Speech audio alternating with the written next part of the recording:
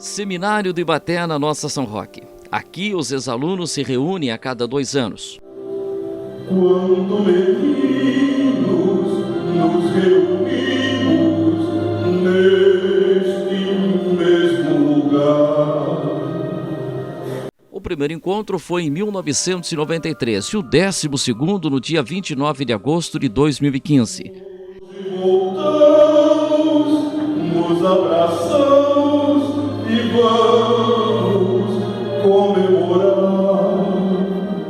Mais de 1.200 alunos passaram pelo Seminário do Ibaté. A grande maioria não seguiu a vocação religiosa. Porém, a passagem pelo seminário ficou marcada para sempre na vida desses homens. Uma prova disso foi dada por Darcy Coraza, que morreu em maio de 2015.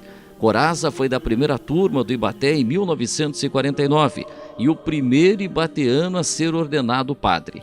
Deixou a batina, formou família e, como último desejo, pediu para que fosse cremado e suas cinzas jogadas no antigo seminário. Então hoje nós vamos prestar uma homenagem a ele e vamos espargir as cinzas dele aí no nosso pátio em frente. É uma homenagem que nós fazemos. Ele vai permanecer então novamente aqui no nosso seminário, através das suas cinzas. E quando tiver um luar tão lindo como ontem, céu estrelado, ele estará por aí. Quando ventar, as suas cinzas vão passear por esses campos. E quando chover, elas vão entrar na terra e vai mostrar a presença dele. Nós vamos cantar o Vá Penseiro, que o Darcy gostava demais, e a gente cantava errado o italiano, ele ficava louco da vida. Ele falou, vocês estão assassinando essa música. Mas nós vamos assassinar outra vez em homenagem a ele. Vamos lá. Vá Penseiro,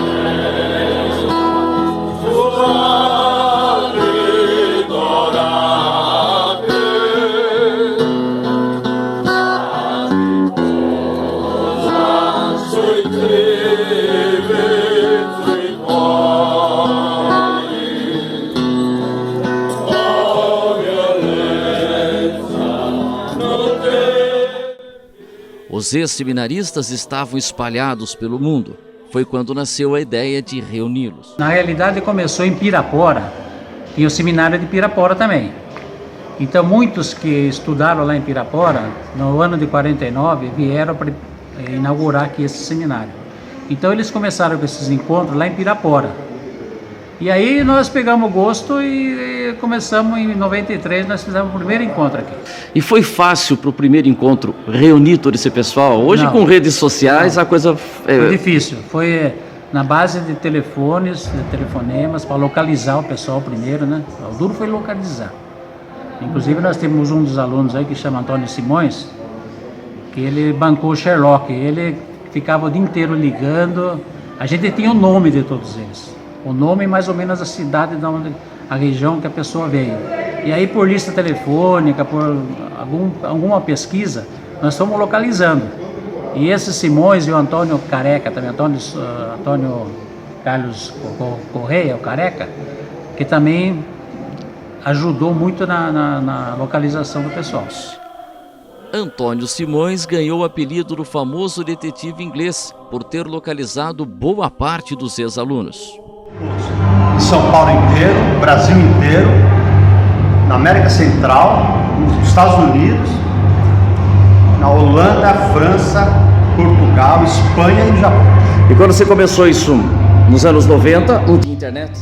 Internet, então era no telefone, tentando localizar pessoas com mesmo sobrenome aqui em São Paulo, ou até assim, o Careca ele fez o levantamento lá na Cúria de todos com o nome da pessoa, pai, mãe e local que morava.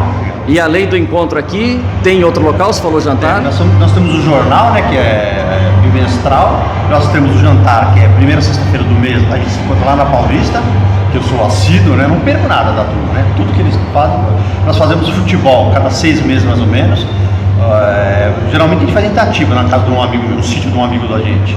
E o encontro aqui cada 2 anos, né? Além dos encontros, também é editado um jornal bimestral chamado Ecos. O nome vem do latim e já deu confusão semântica. Porque o Ecos tem o CH e quando se lê, tem letra que lê Exus. Nossa, estamos falando disso aqui perto da igreja. Aqui. Nem devemos usar, acho que essa palavra aqui, né? E eco, né? Eco, a palavra terminada em O, a designação fica em latim, eus, né? Então, ecos. E reverbera, nunca para, vai prosseguir. No encontro, os ex-seminaristas relembram histórias e voltam no tempo. Tive a oportunidade de participar do encontro a convite do amigo Eduardo Santiago. Acompanhei vários reencontros e conheci muitas histórias.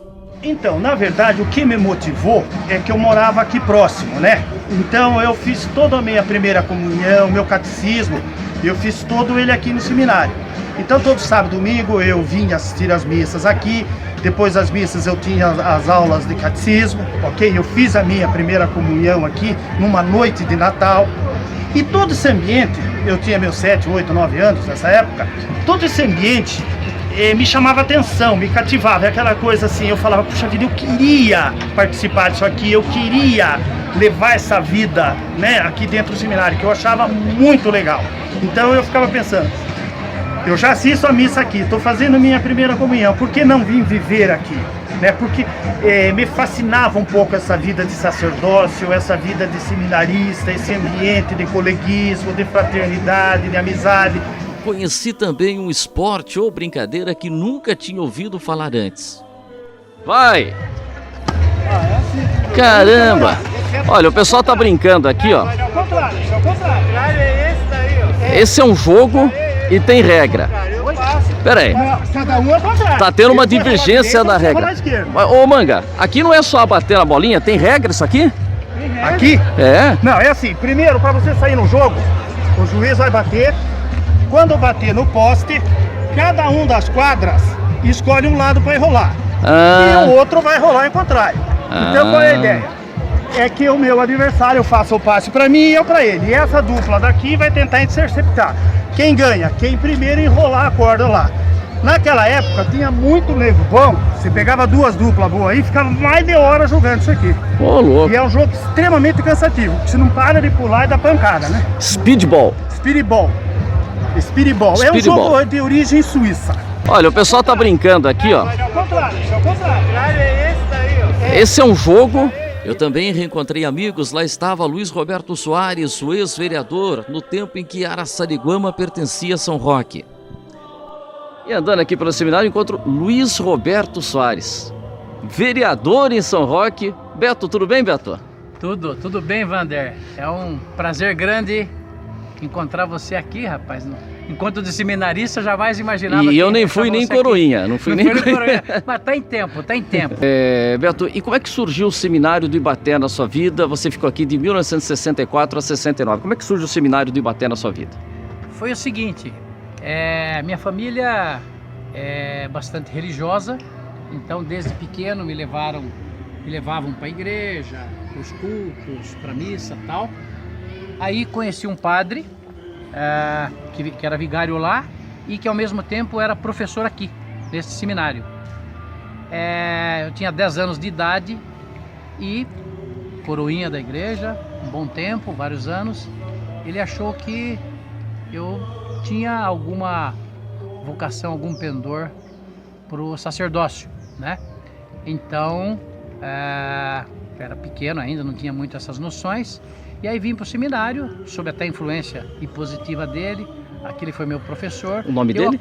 Padre José Jair Nascimento Duval. Eu acompanhei até por 50 anos, até os últimos dias dele. Ele faleceu faz mais ou menos 5 anos. Eu acompanhei todos os passos depois em São Paulo. Mas foi por aí que começou. E você, morando próximo do seminário, você ia mais vezes para casa ou não tinha moleza por causa disso, não? Não, rapaz, eu tinha uma molezinha, eu tinha. Para casa, não, porque aqui o negócio era bravo, era um rigor prussiano, né? O Monsenhor Constantino, ele comandava com mão de ferro, tinha mais de 100 moleques, então tinha que ter muito rigor. Mas o que acontece? Meu pai era cobrador de ônibus, de São Roque, Araçariguama, tal. Então o ônibus passava aqui embaixo. E ali, embaixo ali tinha um senhor que trabalhava aqui e que era amigo do meu pai. Então a minha roupa que eu usava, eu entregava para esse senhor, ele levava para meu pai no ônibus, levava para minha mãe, voltava, a gente trocava cartinha no saco de roupa e vinha sempre uma latinha de leite condensado, porque aqui não podia ter nada de iguaria. E aí eu comia de noite escondido, quando tudo apagava e tal, eu comia essa minha latinha de leite condensado, que era uma delícia. De vez em quando tinha que dar para algum colega, para ele não me dedar. Então era essa minha mordomia, o resto era tudo normal só. E através do Beto fiquei sabendo de apelidos, nada mais verdadeiro que um apelido. Muita gente de fora, muita gente de longe, mas pessoas aqui de São Roque. Com quem que você teve alguém no seu período? Tem um colega meu, Luiz Roberto de Oliveira, ele entrou junto comigo aqui no mesmo ano. A gente agora há pouco estava tomando uma cervejinha ali. Ele é um pé de valsa, tá sempre no São Roque Clube lá, no Dançar é Saúde. Eu não queria entregar, mas o apelido interno dele era Bexigão. Bexigão, exatamente. Sei que jornalista chega no lugar e já vai levantando, né? E a esposa dele queria saber por que Bexigão. Não sei se pode contar. Então, ele, naquela época, adolescente, todos adolescentes, né? Alguns jovens, mas a maioria adolescente. E então ele, naquela época, crescendo, então na pele dava aquelas espinhas feias e tal, que parecia mais uma bexiga do que uma espinha, né? E o dele era muito, então ficou esse apelido que ele não gostava e por isso ficou. E entendeu? Quem mais de São Roque? Então, que eu vi aqui da minha turma, ele, depois tem o Dr. Márcio Pereira, que também é de São Roque, não entrou no mesmo ano que eu, mas tivemos uma convivência durante um período, e o apelido dele era Paçoca. Acho que o Roque, o assessor de imprensa, Roque Alves Jamelão. de Lima. O apelido dele era Jamelão. Roque Alves de Lima. Isso. Olha que a gente encontra aí, você revelou o apelido dele, pô? Não. O apelido dele é o Bexigão, ninguém sabe que o Bexigão tem um apelido de Bexigão aqui no seminário. Se perguntarem qual é o nome dele, ou o meu também, ninguém vai saber, só o Manga, né? Só o Manga, você que sabe. Mas não é nada pejorativo. Não, apelido não é nada pejorativo. Como todos os apelidos que tem no seminário, nenhum é pejorativo. E pegou porque se ficou bravo? Não, talvez, eu não me lembro disso. Araçá, Luiz Roberto Soares Araçá e o Manga, Eduardo Santiago. O Manga, por que você é Manga? Eu não me lembro por que você é Manga. Goleiro Manga que jogava. Goleiro Manga. Aquela mãozona que ele tinha. O futebol fazia parte da vida do seminário. Qual outra atividade esportiva que vocês tinham aqui? Bom, 99% era o futebol. 99% era o futebol. Inclusive os dois times da época, né? Os dois, você imagina, num efetivo de aluno aqui por volta de 120, 130, chegou até 180 alunos, você conseguiria ter dois times excelentes. Galo de Ouro e o Leandro São Marcos, eram os dois times que faziam o derby aqui. Então você poderia considerar duas seleções. Cara, muito nego bom de bola aqui. E como é que era feita essa divisão? Você é Galo de Ouro, você... Isso daí o coordenador de esporte que fazia. E eram brigas boas. Era muito forte. Quem apitava? Voz da consciência. Não tinha juiz? Não tinha juiz. Só quando vinha times de fora, né? O Grêmio chegou a vir jogar aqui, o professor Elcio Bocato trouxe o pessoal para jogar aqui e tal. Mas aí sim tinha o juiz. Mas quando era nós aqui, era a frase famosa: a consciência, foi falta, você mesmo parava. Era assim que funcionava. E dava certo, porque a gente tinha esse grau de responsabilidade, tá? Mas por que tudo acabou? Por que o seminário de Ibaté encerrou as atividades em 1973? Primeiro, a infraestrutura para pouco retorno. Então você tinha aqui 80, 100, 150 garotos, saía um padre, que 2 anos depois largava. Então o custo muito alto para você manter isso aqui para um retorno muito baixo. Volto aos números, mais de 1000 alunos passaram pelo seminário de Ibaté e apenas cerca de 200 se ordenaram padre. E boa parte deles ainda deixou a batina. Por outro lado, alguns chegaram a bispo. O certo é que cada um tomou o seu caminho. O economista Walter Barelli foi ministro do Trabalho no governo de Itamar Franco. Ali andando aqui pelo seminário, a gente encontra Walter Barelli, que foi ministro do Trabalho secretário estadual do Trabalho também. Emprego e Relações do Trabalho. Emprego e Relações do Trabalho. E o senhor esteve aqui de 51 a 56. Como é que o senhor chegou aqui no seminário de Ibaté? Como é que foi? Se eu quiser fazer... Cheguei de trem, né? Na época era de trem. Mas chegou lá na estação, aí teve que pegar o caminhãozinho ou não? Não, eu só tinha um ônibus, Nossa Senhora da Penha, que fazia o trajeto até Araçariguama e até isso mesmo. Pirapora do Bom Jesus. Só virar um pouquinho aqui. Tá?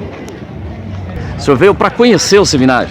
Porque eu tinha um padre italiano, Guilherme Bonomo, que era coadjutor na minha paróquia, que era São José do Belém, aí em São Paulo. E ele pegou um grupo de jovens, crianças, né, para conhecer aqui. Bem, daquele grupo, 5 vieram para o seminário. Eu, Dom Antônio Gaspar, que virou bispo depois, era o Lorenzati, o Cláudio Giordano e o João Guarnieri, né? Então foi em termos de lançar rede como pescador de gente, o Bonomo funcionou direitinho. Trouxe para cá, aqui era uma área muito gostosa para estudar aqui. Era quem queria ser padre. Bem, eu fui educado de uma maneira que minha mãe dizia, qualquer profissão é digna. Se for lixeiro, é bom, vai fazer coisas boas e tal.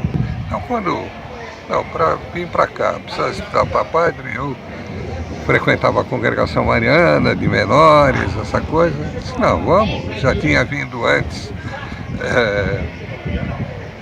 Outros colegas meus do Belém, o Oswaldo Giuntini, que é bispo emérito de Marília hoje, o Paulo Sebastião Ribeiro, que foi padre e hoje está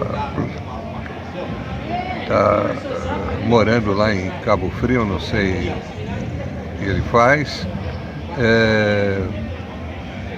Então era uma ideia interessante, tinha vários amigos, vamos para cá. E foi interessante, quer dizer, eu gostei, comecei, me dediquei, fui... a questão o estudo do seminário, todo mundo disse que era o melhor que tinha. No seminário eu tive a boa formação, deu a base para eu poder me realizar no resto da vida. Ficaram as doces recordações, mesmo com o doce sendo um artigo de luxo no seminário. Quem sabe no futuro, o velho prédio possa receber novos alunos. Qual a sensação que você tem quando você chega e olha para esse local de novo? É uma alegria e uma tristeza, né? Porque a gente vê tudo abandonado, né? Todo esse prédio aqui pertence à diocese hoje é a diocese de Osasco. E ele está meio abandonado. Ele serve para quê? Nos fins de semana, ele serve para encontro de casais das paróquias da diocese de Osasco. Ele serve para encontro de jovens. Qual a sugestão sua ou do grupo para esse local? Que aqui se transformasse no quê? Esse local aqui, o ideal seria uma faculdade. Porque tem tudo aqui. Tem salas de aula, tem dormitório, que você pode dar uma melhorada aí. O pessoal podia até dormir aqui, estudar aqui. O ideal seria, eu acho.